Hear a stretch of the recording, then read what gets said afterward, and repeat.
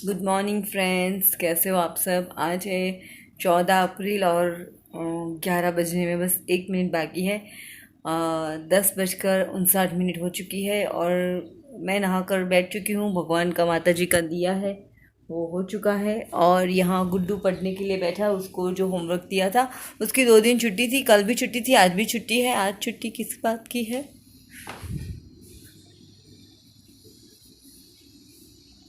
आज डॉक्टर आम्बेडकर जयंती की आज उसको छुट्टी है और उसका जो होमवर्क था हिंदी का वो यहाँ वो कर रहा है।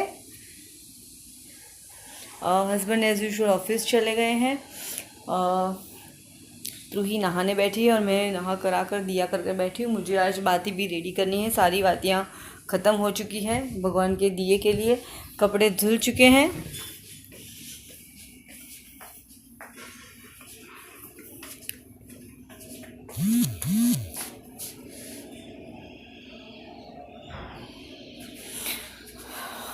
और चाय वगैरह सब कुछ हो चुका है हमारा। और आज लंच में बनने जा रही है बाजरे की रोटी और दही तिखारी। वैसे तो नवरात्रि में गार्लिक नहीं खाते हम लोग, तो बिना गार्लिक की आज दही तिखारी बनाने वाली हूँ मैं, जिसमें सिर्फ दही में लगेगा मिर्च और नमक का तड़का बस। तो दही तिखारी इस तरह से मैं बनाऊँगी। क्या फिनिश करना है? तो सब्जियां बिल्कुल नहीं है, सिर्फ आलू पड़े हैं और ओनियन पड़ा है, तो अवॉइड करते हैं गार्लिक और ओनियन इन दिनों। तो दूसरा दिन है नवरात्रि का और चलिए लंच की तैयारी करने के बाद आपसे वापस से बात करती हूँ। और आपने मेरा कल का वीडियो देखा, मैंने फ्रूट सलाद की रेसिपी और आलू की सूखी भाजी की रेसिपी शेयर की है। ट्रस्ट मी, इस तरह से आप एक बार आलू की सब्ज़ी बनाकर देखिएगा, एक बार। इतनी टेस्टी बनेगी, इतनी टेस्टी बनेगी। मैं खुद की तारीफ़ नहीं कर रही हूँ, ये मैंने मेरी मामी से सीखा है। उनके घर हम लोग गए थे एक बार, तो उन्होंने इस तरह की सब्ज़ी तो मुझे बहुत अच्छी लगी थी। मैंने उनसे ये रेसिपी सीखी है, तो एक बार ज़रूर ट्राई कीजिएगा, बहुत ही अच्छी बनती है। ओके, तो अभी डस्टिंग वगैरह सब कुछ करके अंदर का बेड तो रेडी हो चुका है, मतलब डस्टिंग वगैरह हो गई है। बाहर का बाकी है क्योंकि अभी मेरे हस्बैंड जस्ट गए हैं, तो यहाँ वो बैठे थे, इससे यहाँ इस रूम की डस्टिंग बाकी है। तो ये होने के बाद तो ये दही तिखारी रेडी हो चुकी है बिना गार्लिक की। आप देख लीजिए, मसाले वाला दही बोल सकते हैं आप लोग। और यहाँ मैं दोपहर को लगी हूँ फ्रीज़ को क्लीन करने में और ऑर्गेनाइज करने में। तो यहाँ जो ऊपर डीप फ्रीज़ का जो डोर है उसे मैं क्लीन कर रही हूँ। हर महीने रेगुलर जो मंथली क्लीनिंग रूटीन होता है वो मैं फॉलो करती हूँ, तो मुझे ज़्यादा मेहनत नहीं करनी पड़ती है फ्रीज़ को क्लीन करने के लिए। अदरवाइज़ आपका आधा दिन निकल जाता है, लेकिन मेरा आधे घंटे में काम कंप्लीट हो जाता है। ऊपर का फ्रीज साफ़ हो चुका है, तो मैं अरेंज किया है। तो मैं बता दूं कि मेरे फ्रिज में मैं क्या रखती हूँ। इस साइड जो मटर है फ्रोज़न करके रखती हूँ मैं, ये वो है। इन 3 डिब्बों में इमली का जो पल्प होता है वो मैं रखती हूँ, जो चटनी होती है वो। इसमें इमली का पल्प है, इसमें घी है। इसके पीछे जो पतीला है उसमें जो एक्स्ट्रा दाल एक मैंने बनाई थी बॉईल की हुई बची है वो है। ये आइस बैग में रखती हूँ। ये कस्टर्ड पाउडर मैं यहाँ इसे रखती हूँ। ये सोजी है जो हम डी मार्ट से होलसेल में लेकर आते हैं। ये नीचे भी आइस बैग रखा है। ये घी की बैग है, ये मैदा है और इसमें मैं एक्स्ट्रा घी जो बनाकर मैं रखती हूँ घर में, ये वो है।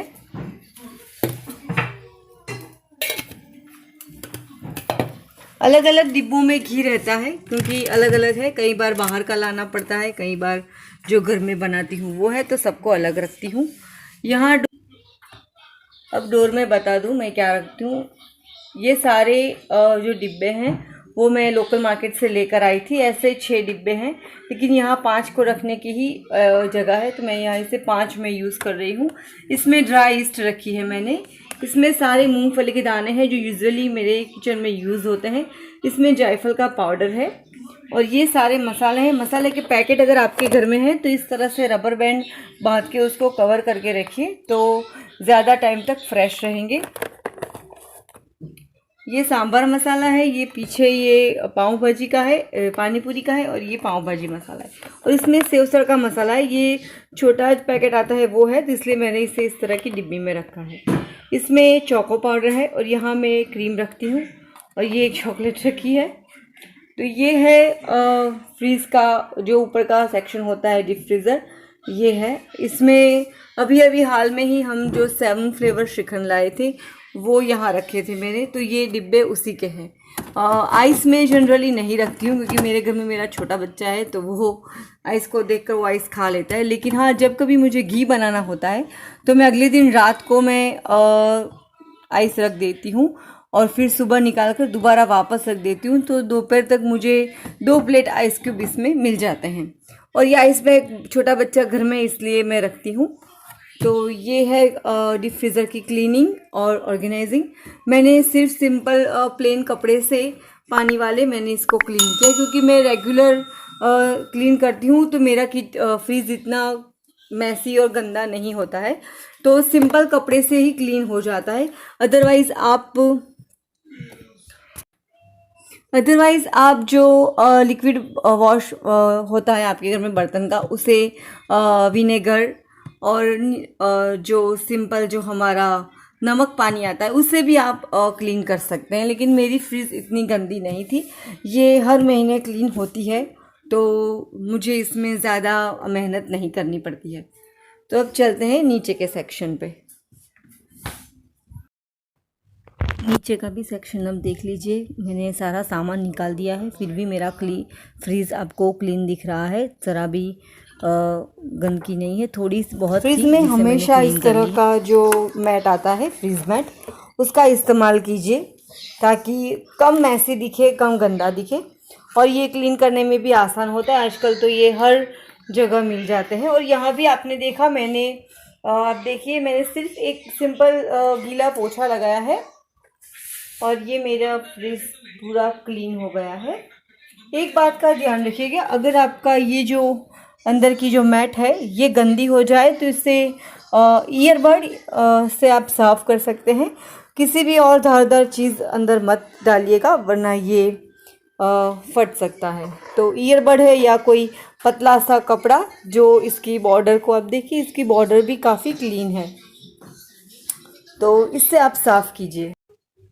नीचे के सेक्शन में भी मैं इस तरह की मैट बिछा कर रखती हूँ, जहाँ हम पानी की बोतल वगैरह रखते हैं। यहाँ डोर में ये आई ड्रॉप्स है, ये अदरक रखती हूँ, सोफ्रामाइसिन है, कुछ कीज़ है जो मैं यहाँ रखती हूँ। थोड़ा सा फ़नी दिखेगा लेकिन जल्दी से ढूंढना ना पड़े, हाथ में आ जाए, इसलिए मैं 2 इम्पोर्टेंट कीज़ में इसमें रखती हूँ।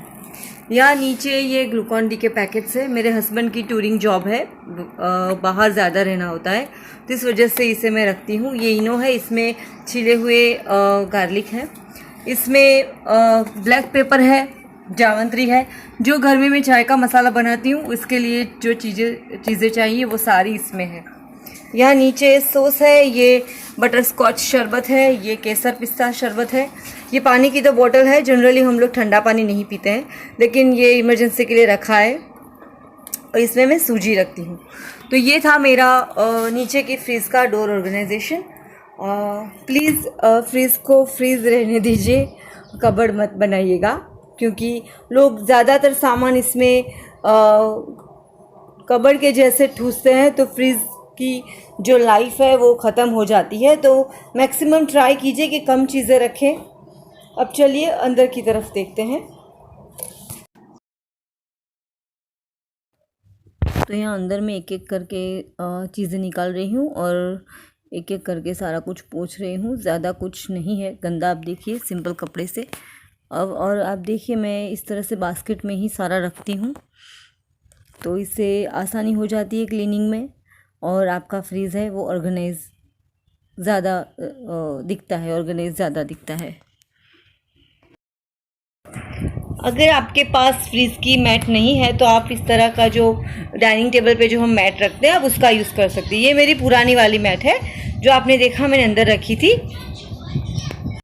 मैं इस फ्रिज को 2015 से यूज़ कर रही हूँ, लेकिन thank to this deodorant filter मुझे मेरे फ्रिज में कभी भी बदबू की कोई भी परेशानी नहीं आई है। और अगर आपको ये परेशानी है तो इसका नुस्खा भी आगे मैं आपको वीडियो में बताऊंगी, तो पूरा वीडियो ज़रूर देखिएगा। और ये देखिए अंदर फ्रीज क्लीन है। मैंने यहाँ जो टेबल मैट बिछाई रखी थी ये वो है। और ये देखिए बिल्कुल भी गंदा नहीं है मेरा फ्रीज, स्क्रैचेस नहीं दिख रही है। फ्रीज को आप जब भी क्लीन करें गीले कपड़े से तो मेक श्योर कि इस तरह जो प्लेन कपड़ा हो आप उससे भी पहले उसे एक बार अच्छे से वाइप कर लें, पूरा ड्राई हो जाए उसके बाद ही आप अपनी चीज़ें अंदर रखें। ये देखिए मेरा फ्रीज।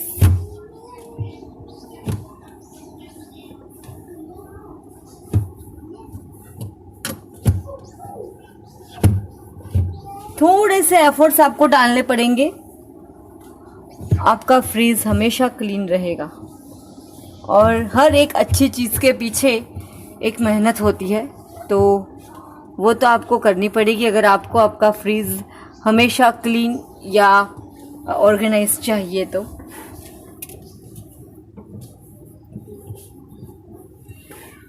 ये देखिए, और ये डोर जो अभी मैंने आपके साथ शेयर किया इसकी ऑर्गेनाइजिंग। अब मैं यहाँ ये सारा ड्राई हो चुका है, तो अब मैं एक एक करके मैं सारी चीज़ें इसमें रखती जाऊंगी और आपसे चिट चैट बातें करती जाऊंगी। वेजिटेबल बॉक्स है उसको मैं सारा खाली करके अच्छे से मैं पूछ चुकी हूँ। और यहाँ इस तरह का बास्केट है जिसमें मैं ड्राई फ्रूट रखती हूँ। इस तरह के बास्केट मैंने बताया मैं सब कुछ इसी में रखती हूँ ताकि अच्छे से जल्दी से फ्रीज खाली भी हो जाता है और जल्दी से साफ़ भी हो जाता है। ये सूखी जो ग्रेप्स बोलते हैं वो है, ये खजूर है, ये मैदा है। एक्स्ट्रा पैकेट जो है मैदा के मैं इसमें रखती हूँ। और इस डिब्बे में मैं पापड़ रखती हूँ। पापड़ को ये टिप है, अगर पापड़ आपके सूख जाते हैं टूट जाते हैं तो उसे इस तरह से डिब्बे में रखिए। ये नींबू है, नींबू को भी आप बंद करके रखें तो ज़्यादा देर तक फ्रेश रहेंगे। अब ये अलग बास्केट है जिसमें पापड़ के एक्स्ट्रा पैकेट है। ये इनो है, ये बेकिंग सोडा है, बेकिंग पाउडर है, और ये पॉपी सीड्स है। और ये मेरा जो क्या बोलते हैं उसको, सूखी हुई मेथी, कसूरी मेथी जो मैं घर में बनाई है, ये वो है। ये एक बास्केट है, ये सीधा जाएगा ऊपर फ्रीज में।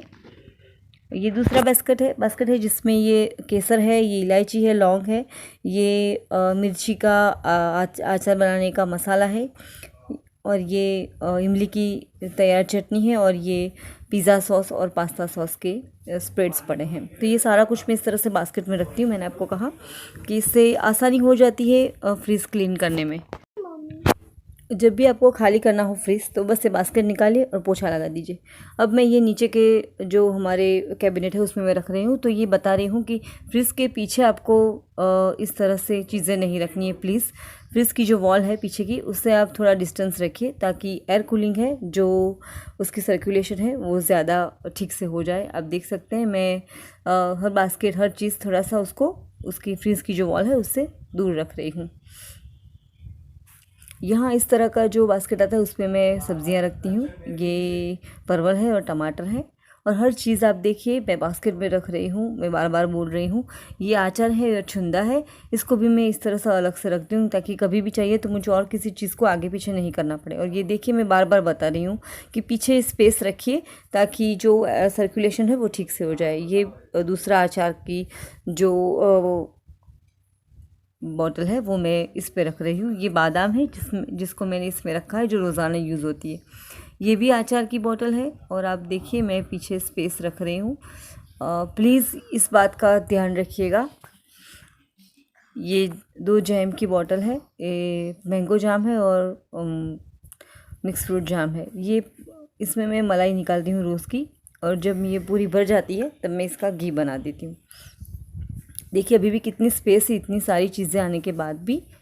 तो ये न्यूटेला है जो बच्चों के लिए हम लाते हैं। और देखिए मेरा हाथ पीछे जा रहा है, आप माइंड मत कीजिए, मैं बार बार बता रही हूँ। और ये एक रेक्टेंगल प्लास्टिक का डिब्बा है जिसमें हम चीज़ रखते हैं, तो इससे चीज़ ख़राब नहीं होता, एयर टाइट रहता है। ये आगे एक बोतल है, इसमें पिज़्ज़ा सॉस है, और ये देखिए फ्रीज़ ऑर्गेनाइज हो गया है। ऊपर का पूरा जो मेरा कैबिनेट है वो एम्प्टी है। तो आई होप आपको ये मेरी फ्रीज़ की ऑर्गेनाइजिंग अच्छी लगी होगी। अगर अच्छी लगी हो तो इस वीडियो को लाइक कीजिएगा, एफर्ट को लाइक कीजिएगा और चैनल को सब्सक्राइब किए बिना मत जाइएगा। ओके, तो चलो अब खाना बनाने के बाद आपसे मिलती हूँ। आज तो बनेगी खिचड़ी क्योंकि थोड़ा सा टायर्ड फील कर रही हूँ ये सब करने के बाद।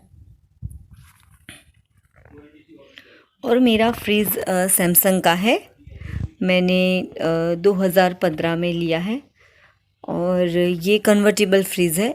ये उस टाइम नया आया था, तो इसकी कैपेसिटी 261 की है। और अभी ये फ्रिज़ बंद है तो अभी मैंने ये ऑन किया है। और ये याद रखिए कि फ्रिज़ को साफ़ करते वक्त आपको स्विच ऑफ कर देनी है। चालू फ्रिज़ में कभी भी फ्रिज़ साफ़ मत कीजिएगा। तो अब मैंने फ्रिज़ को ऑन कर दिया है और अब आप अंदर से देख लीजिए, ये थोड़े स्टिकर्स लगाए हैं तो ये है। और एक बात, कभी भी कोई भी फूड रखें ना अंदर तो इसको एयर टाइट डब्बे में ढक्कन के साथ रखें ताकि उसकी बदबू आपको आए ना। तो डिनर की खिचड़ी रेडी है और इसी के साथ ये व्लॉग भी यहाँ एंड करती हूँ। मिलती हूँ कल के व्लॉग में, तब तक के लिए गुड नाइट, टेक केयर, खुश रहिए और कभी खुश रहिए। Thank you for watching, bye bye.